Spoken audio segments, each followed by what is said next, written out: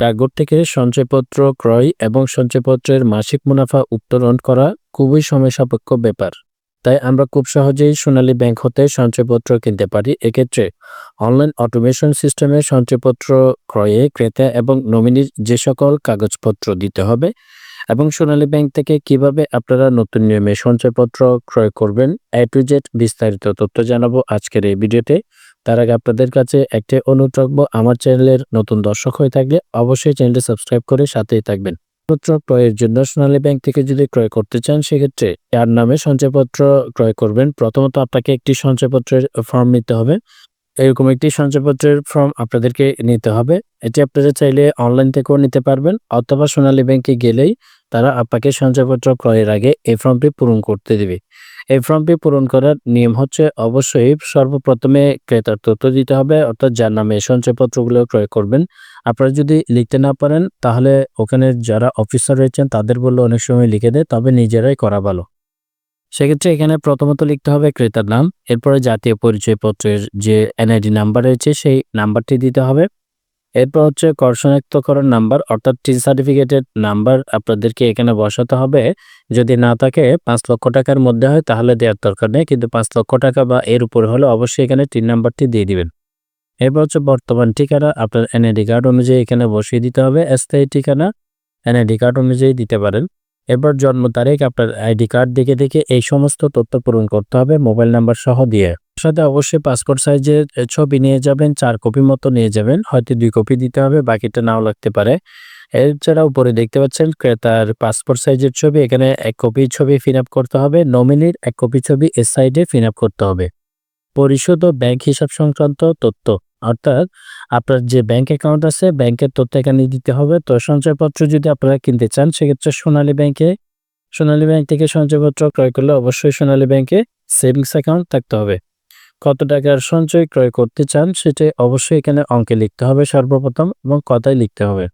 এছাড়াও পরিশোধের ধরন কিরকম, আপনি কি নগদে দিবেন নাকি চেকে দিবেন টাকা। যদি চেকে দেন সেক্ষেত্রে MSC এর চেক লাগবে, অর্থাৎ MSC এর চেক বলতে অনলাইন চেক আপনাদেরকে এখানে প্রদান করতে হবে।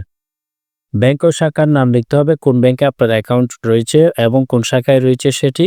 ব্যাংক হিসাবে নিবন্ধন এখানে বলে রাখি, আপনার যদি সোনালী ব্যাংকের অ্যাকাউন্ট নাও থাকে অন্য ব্যাংকের অ্যাকাউন্ট থাকলেও আপনি কিন্তু সোনালী ব্যাংক থেকে সঞ্চয়পত্র কিনতে পারবেন। এরপর হচ্ছে ব্যাংক হিসাবের বিবরণ কি, সঞ্চয়ী চলতি অন্যান্য সঞ্চয়ী বলতে সেভিংস অ্যাকাউন্ট। আপনার যদি সেভিংস অ্যাকাউন্ট থাকে সেক্ষেত্রে অবশ্যই সঞ্চয় হিসাব দিবেন। এছাড়া হচ্ছে ব্যাংক হিসাবের শিরোনাম ইংরেজিতে, অর্থাৎ আপনার যে ব্যাংক হিসাব রয়েছে সেটির নাম ইংলিশে লিখতে হবে এখানে। ব্যাংক ও শাখার নাম অবশ্যই এখানে দিতে হবে। রাউটিং নাম্বার দিতে হবে।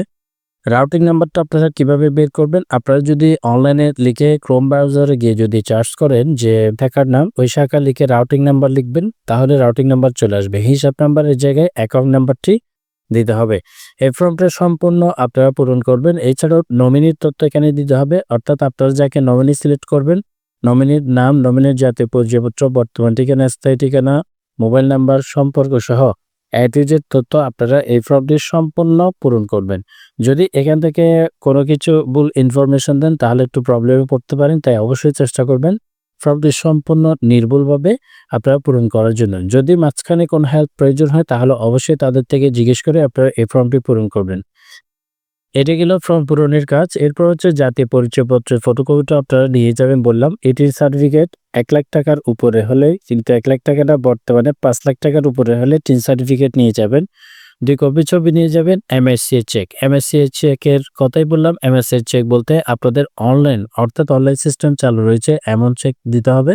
বর্তমানে সব ব্যাংকে অনলাইন সিস্টেম চালু রয়েছে, অর্থাৎ এক ব্যাংকের চেক আপনি যদি অন্য ব্যাংকে ক্লিয়ারিংয়ে দিয়ে পাস করাতে চান সেক্ষেত্রে পাস হয় এমন চেক আপনাকে দিতে হবে।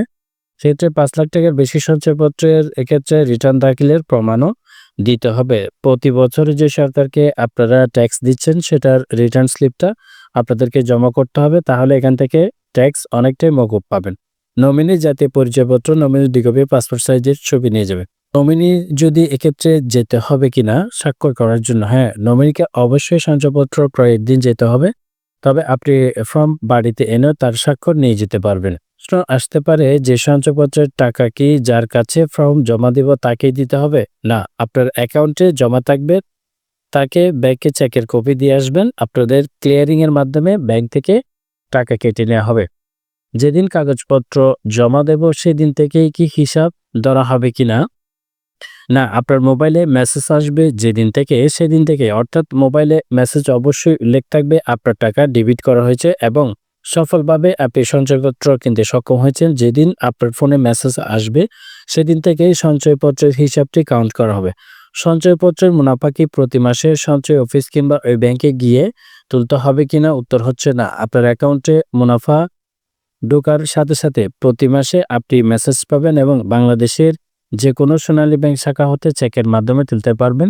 চাইলে কার্ড ব্যবহার করে আপনি এই টাকা তুলে নিতে পারবেন। তো সোনালী ব্যাংক থেকে বর্তমানে সঞ্চয়পত্র ক্রয়ের জন্য এইগুলো হচ্ছে মোটামুটি নিয়ম। আপনাদের যদি সোনালী ব্যাংক থেকে সঞ্চয়পত্র ক্রয়ে আরও কোনো তথ্য জানার থাকে সেক্ষেত্রে অবশ্যই কমেন্ট বক্সে জানাবেন।